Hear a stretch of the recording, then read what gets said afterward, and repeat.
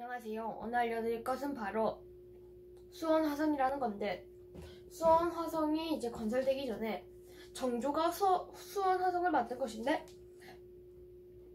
정조가 이제 그 전에 죽을 뻔한 적이 많았어요. 왜냐면 정조가 사도세자의 아들이거든요. 해가지고 신하들이 그 사도세자를 안 말렸다고 자기들 목숨이 날아갈까봐 두려워가지고 이제 결국 죽이려고 하는 것이죠. 그래가지고 그 정조는 어쩔 수 없이 이제 친위 부대를 뽑게 되는 거죠. 바로 장알장 날렐룡이라는 한자로 장룡령이라는 친위 부대를 뽑으려고 합니다. 그것이 뭐냐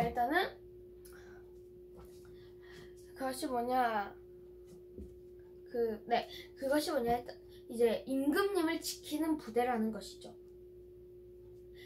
그래가지고 이제 정조는 이제 이 개혁을 시작한 거죠. 그리고 이제 정조는 주장가, 그것이 뭐냐, 이제 역대 왕들의 글이나 책을 정리하는 완실 도서관이자 개혁을 위해 연구하는 곳이다 해가지고 이제 친위 부대를 뽑으면서 많은 능력자들을 이제 하는 거죠. 이제 뽑은 거죠. 해가지고 이제 여기다가 규장각에다가 연구기관까지 이제 한 거죠. 조선 창덕궁 규장각에 이제 장약용이라는 사람이 있어요. 여기 이 사람이 누구냐? 조선 후기에 이제 실학자였어요. 그래가지고 이제 장약용이 이제 수원에다가 이제 정조가 부탁을 해서 수원에다가 이제 아버님이 제사를 드려야겠다 해가지고 수원 화성을 건설하게 됩니다.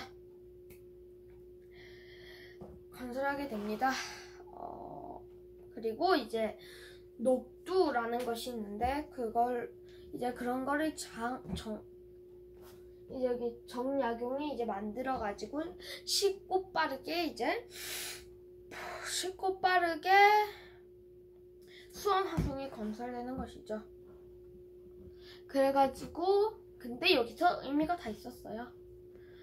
이제 그 녹두랑 또 하나가 더 있는데 바로 녹두랑 바로 거중기래요. 농로도 있고 그런 걸로 빠른 내에 이제 수원 화성을 건설하게 된 것이죠. 그래가지고 이제 해경군 홍씨 이제 어머니를 위해서 이제 수원으로 가서 잔치를 벌이게 됩니다. 이제 수원에 가가지고 이제 잔치를 벌이게 되고, 그리고 다른 것도 있습니다. 뭐냐? 화성 장안문, 그 화성 서북 공신도 그쪽에서 대포를 막 많이 이렇게 설치해두고 해가지고 이제 적군이 쳐들어오면 대포를 탁 쏘는 거죠. 그리고 화성 봉돈, 그게 어디냐면 이제 전하께 이제 정조한테 이제 더 쉽고 빠르게 이제 모든 것을 전하겠다 해가지고 이제 그런 봉동이라는 것을 썼습니다. 근데 이게 바로 유네스코 세계문화유산에 지정이 된 것이죠. 그리고 다른 것도 이제 했어요. 뭐냐? 정조가 이제 가난한 사람들을 도와준 것이죠. 근데 여기서 이제 조선의 사회, 조선은 이때 이제 많은 발전을 이제 이루기 시작했어요. 뭐냐? 청나라에서 이제 물건을 들여온 것이죠. 이때부터 이제 만환경이 생기기 시작했어요. 우리한테도. 정조 때. 그때도 이제 만환경이 생기고, 그리고 지도가 생기고. 근데 우리나라 지도는 이제 청나라가 되게 크게 되고 이제 우리나라가 되게 작게 돼 있다고 이렇게 돼 있는 거예요, 그 당시엔. 근데 여기서 어떤 장사하는 사람들이 이제 그 청나라의 물건들을 가져와가지고 이제 세계 지도를 보여준 것이죠. 근데 사람들이 다 못 믿을 거 아니에요, 모르니까. 네. 근데 우리나라한테는 이제 지도의 이름이 있었어요. 세계 지도는 이제 곤여만국 전도라고, 그리고 원래 우리나라 지도는 그 이름이 뭐였냐면, 잠시만요, 뭐였죠? 생각 좀, 그래, 생각났다. 혼일강리 역대 국도 지도였습니다. 근데 이제 우리나라 사람들도 이제 드디어 많은 세계 지도를 알게 된 것이죠. 그리고 우리나라가 이제 그 정약용이 이제 성리학을 많이 공부한 거예요. 그래가지고 이제 백성들도 잘 사는 방법을 만들기 위해 정약용이 이제 엄청난 힘을 이제 공부하죠. 그 중로학파가 뭐냐? 농업에 관한 연구를 실학자들은 뜻하는 말입니다. 이제 여기서 백성들한테 줄 땅과 그런 걸 만든 것이죠. 그리고 여기서 정약용이랑 이제 땅 문제부터 해결하려고 한 것이죠. 그리고 이제 정약용 그리고 정약용 이익 유형원 등등이 이제 중록학파를 이제 만들기 시작한 것이죠. 이제 공부하기 시작한 거예요.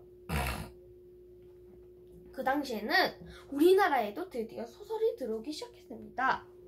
우리나라는 이제 한글을 많이 배우게 돼서 많은 사람들이 한글을 많이 배우게 된 것이죠. 그래가지고 자기들이 혼자 이렇게 소설을 쓰든가 아니면 다른 나라에서 가져오든가 하는 것이죠. 그리고 이제 잠시만요.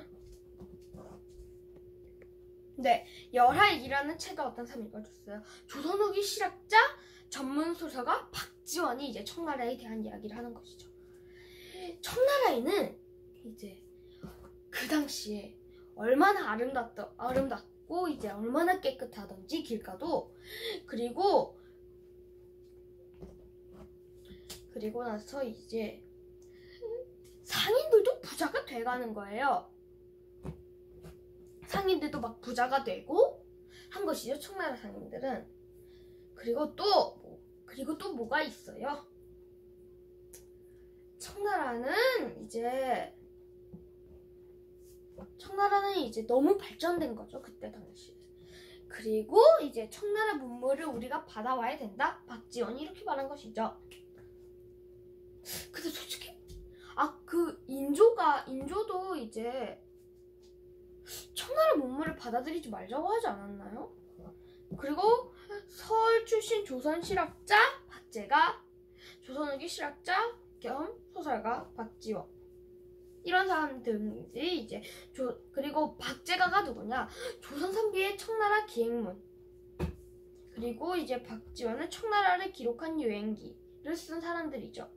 그리고 이제 박재원과 박지원은 이렇게 말이죠. 청나라 기술을 받아들이자 상고함을 발전시키자라고 한 것입니다.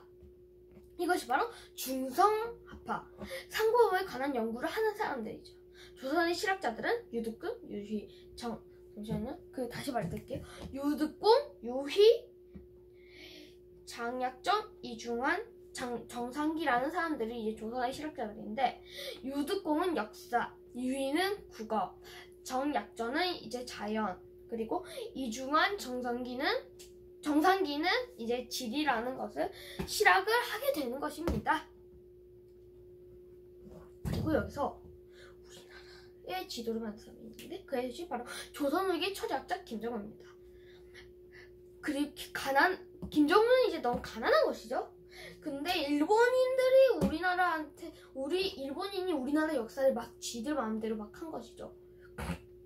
세계를 걸어다니면서 이제 썼다. 우리나라를 김정은은 걸어다니면서 지도를 썼다. 그냥 내 맘대로 쓰면 되지 뭐 하면서 일본 학자들은 이렇게 한 것이죠. 근데 이제 제대로 밝혀진 것이 이제 집에서 지도들을 모으면서 이렇게 쓰게 된 것입니다. 그것이 바로 대동여지로 하는 것이죠. 1861년 상생한 목판으로 만든 우리나라의 전국 지도라는 것입니다. 그것이 바로 뭐라 해야 되지? 네. 그것이 바로 뭐냐? 그것이 바로 우리나라 지금 지도랑 그때 지도랑 아주 똑같은 거죠. 네. 오늘 강의는 여기까지 하겠습니다. 다음 강의는 농업 생활의 변화를 알려드리려고 합니다. 네, 오늘은 여기까지 하겠습니다. 재밌게 보셨다면 좋아요, 구독 눌러주시고 다음에 뵙겠습니다. 안녕히 계세요.